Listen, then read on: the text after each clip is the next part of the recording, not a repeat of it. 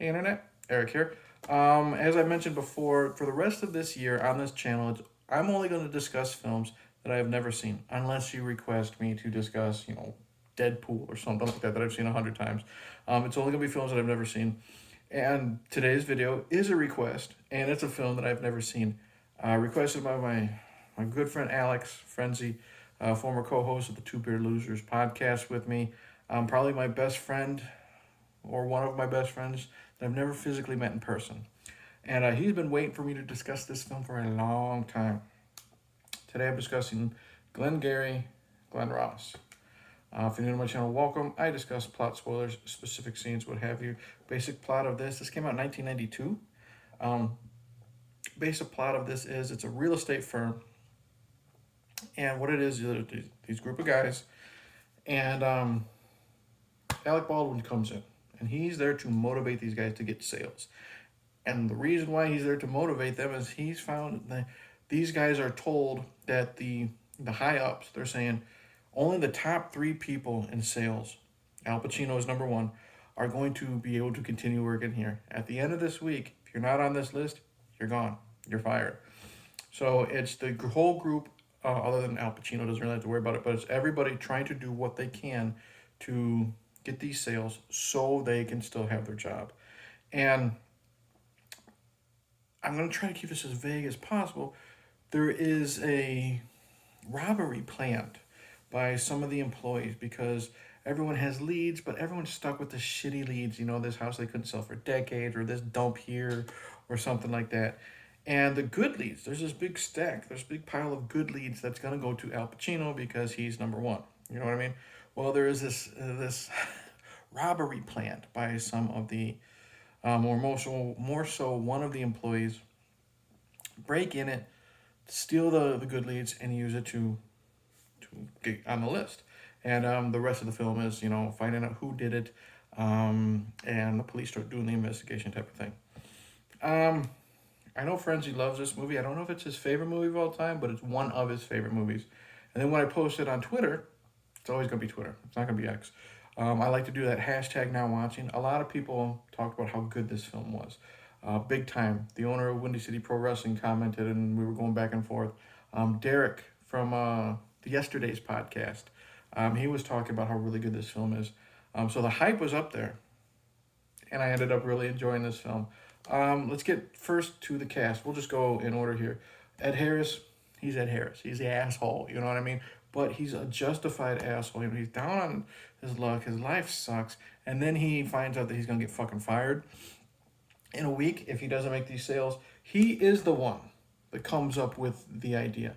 It's not necessarily the one who goes through with it. So we'll keep it at that. But again, he's really, really good. I love his frustration. He's good at being asshole Ed Harris. Jack Lemmon. Jack Lemmon is possibly my favorite character. And I only know Jack Lemmon from, Grumpy Old Man movies and like his comedy stuff. Like, was he in The Odd Couple, I think, with Walter Matthau? And then what was that movie he did with James Garner? My Fellow Americans. This isn't him. Like, he's foul-mouthed and he gets angry and stuff like that. What I like about him is he is the sympathetic character because his daughter, I believe, she's either in the hospital or she's under some type of special care. I don't know if it's like a caregiver situation, but if he loses his job, she gets no money for the care and she's out on her ass. So he needs to do what he can to keep the money going. Kevin Spacey is Kevin Spacey, this anal asshole, by the books type of guy. He is everybody's boss, but he does a great job. Kevin fucking Spacey. Then we're gonna move to Al Pacino. Al Pacino is Al fucking Pacino. You know what I mean? He does a lot. There's a couple of yelling scenes, like Scarface or Devil's Advocate or whatever. She's got a great ass. Is that Heat? I don't know if that's going on the list too. But he's also really good and smooth when he's trying to convince these people, hey, buy this property. This isn't good. This is it. Blah, blah, blah, blah, blah, blah, blah. He's good at, schmoozing them at the bar. And then there's a great scene where someone walks in after wanting to cancel their check after, 3 days. Well, you got 3 business days. But no, this day counts as a day. No, it doesn't. And he's trying to weasel his way into winning this conversation. He's really, really good. Now we're going to go to Alan Arkin. Now, I don't really know Alan Arkin from that much. I know he's in Little Miss Sunshine as the grandfather. That's going on the list. And the first other thing that popped in my head is So I Married an Axe Murderer. He's the police chief. So he's funny. He's good in this.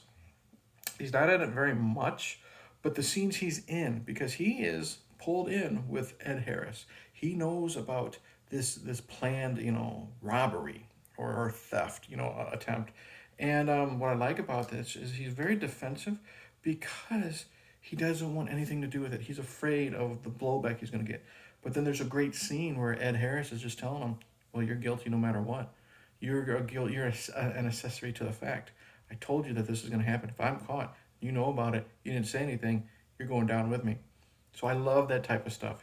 This is a really good dialogue-driven film. And now let's get to Alec Baldwin. Anytime I saw pictures or saw clips, it was always of Alec Baldwin and him in front of the chalkboard. He's the guy. He doesn't work for this real estate firm. He doesn't even know these fuckers' names. He's brought in to motivate them to say, "Hey, listen to me, follow these steps, and then you will be good as gold." But he's also really demeaning. Like the first thing he does, like Jack Lemmon's in the back trying to get some fucking coffee, and he says, "Put that coffee down. That coffee is for closers." And Jack Lemmon gives this look of both shock and disgust. Alec Baldwin doesn't give two shits. He's demeaning these people. Like he looks at Ed Harris and he talks about the type of car he drives, or type of car Ed Harris drives, and he shows him the watch. He's like, this watch is worth more than that piece of crap you drove in on, that type of thing. He's in this movie less than 10 minutes, and he's probably the most memorable character because say what you want about Alec Baldwin, he's a great actor, and he's in full force here, being an asshole, being demeaning, but he's also, I don't know if captivating is the word, but he pulls you in. You want to hear what this guy has to say. I could give two shits about real estate. He's really, really good in this. And that's what I like about this film. It is, I guess you would say, a drama. It's based on a stage play. It's a drama that is just all about the acting. I've said it before. I'm on an American Werewolf in New Jersey podcast, and we talk about, give us a story or give us some great acting. And between me and Mike and John Alvarez, a frequent guest there, who is in the acting business, we talk about scenes where it's just like two people sitting across from each other in two fucking chairs, and that's it. But those are the best scenes because they are working off of each other. You know what I mean? Showing their acting skills, and that is what makes this such a great film. There's no explosions, there's no sex scenes, there's no fights, there's no action. It's all about the dialogue, all about the characters, all about the acting, and that is what makes this a great film. I also like how kind of underhanded these tactics are to get the property sold, I guess you would say. Jack Lemmon, bless his heart, he's doing what he can to sell these properties, and they're all lying on the phone, trying to bullshit these people. Like Jack Lemmon actually tells this one woman on the phone that she's won a prize and he's gonna go visit her later. He shows up, she's not there, so he's got to deal with the husband. The husband can see through his bullshit. "Oh, you got to get out of here. My wife took the call without permission. I got to go meet the in-laws." And Jack Lemmon's like, "Well, I can tag along too. We can discuss it, sign some papers in the car, and I'll go meet your in-laws. Maybe we'll strike a deal with them." And the guy's just like, basically, "Fuck off, get out." And it's just Jack Lemmon. He's so good being beat down. And I don't know who this director is. James Foley. Name sounds familiar. There's some great shots of these guys down on the luck. And this whole fucking movie, it's raining. You know what I mean? So there's some, not really foreshadowing, but, it's great. How would you say it? I don't know. But anyways, it's a great idea. The rain and everything falling down on them, it's just making their day worse. So, and that's a really good type of visualization, I guess you would say, for lack of a better term. Really like this film a lot. Maybe could have caught maybe 10 minutes of it, but it's still really good. Love all the characters are great. You know what I mean? Even the ones that are kind of unlikable because they're just kind of wet blankets or whatever, or assholes, the performances are still really, really good. When you find out who really did the robbery, that's really good. And when Kevin Spacey, this isn't a spoiler, because like I said, he's this anal by the book type of guy. He figures it out. Who finds out who stole it, who was involved. It's one of those ooh, he got you type of things. It's a really good ending.